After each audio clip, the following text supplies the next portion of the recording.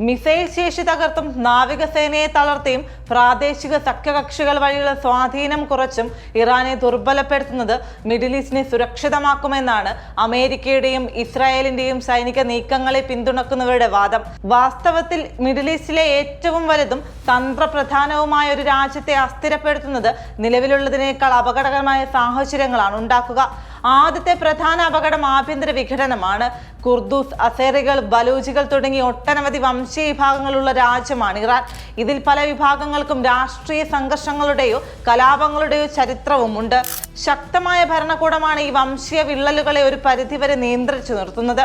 കേന്ദ്ര ഭരണകൂടം ദുർബലമായാൽ ഈ വംശീയ വിള്ളലുകൾ തീവ്രമാവുകയും ഇറാഖിലും ലിബിയയിലും കണ്ടതുപോലെ രാജ്യം ആഭ്യന്തര യുദ്ധത്തിലേക്ക് നീങ്ങുകയും ചെയ്തേക്കാം. 2003 അമേരിക്കൻ അധിനിവേശത്തിന് ശേഷം ഇറാഖിലെ ഭരണ സംവിധാനങ്ങൾ തകർന്നത് വർഷങ്ങളോളം നീണ്ടുനിന്ന കലാപങ്ങൾക്കും ഐസിസിന്റെ വളർച്ചയ്ക്കും കാരണമായിരുന്നു. 2011 ലിബിയൻ ഭരണകൂടത്തിന്റെ തകർച്ച ആ രാജ്യത്തെ സായുധ സംഘങ്ങൾക്കിടയിൽ ഉണ്ടാക്കിയ പോര് 10 വർഷത്തിന് ശേഷവും തുടരുകയാണ്. സിറിയയിലെ ആഭ്യന്തര യുദ്ധം ഈ നൂറ്റാണ്ടിലെ ഏറ്റവും വലിയ മാനുഷിക ദുരന്തങ്ങളിലൊന്നായി മാറുകയും ഐസിസ് പോലുള്ള തീവ്രവാദ ഗ്രൂപ്പുകൾക്ക് വളരാൻ അവസരമൊരുക്കുകയും ചെയ്തു. ഇതിന്റെ പ്രത്യാഘാതം ഇറാനിൽ മാത്രം ഒതുങ്ങില്ലെന്ന് തീർച്ചയാണ്. ആഗോള എണ്ണ വിതരണത്തിന്റെ 1/5 കടന്നു പോകുന്ന ഹോർമുസ് കടലിടുക്കിലാണ് ഈ അസ്ഥിരതയുടെ നിഴൽ വീഴുന്നത്.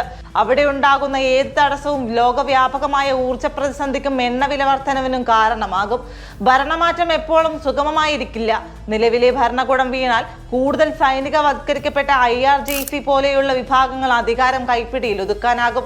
അത് കൂടുതൽ തീവ്രമായ രാഷ്ട്രീയ സാഹചര്യങ്ങൾക്ക് വഴിവെക്കാനും സാധ്യതയുണ്ട്. മിഡിൽ ഈസ്റ്റിന് പുറമെ ഇറാനിലെ അസ്ഥിരത വൻ തോതിലുള്ള അഭയാർത്ഥി പ്രവാഹത്തിന് കാരണമായേക്കാം.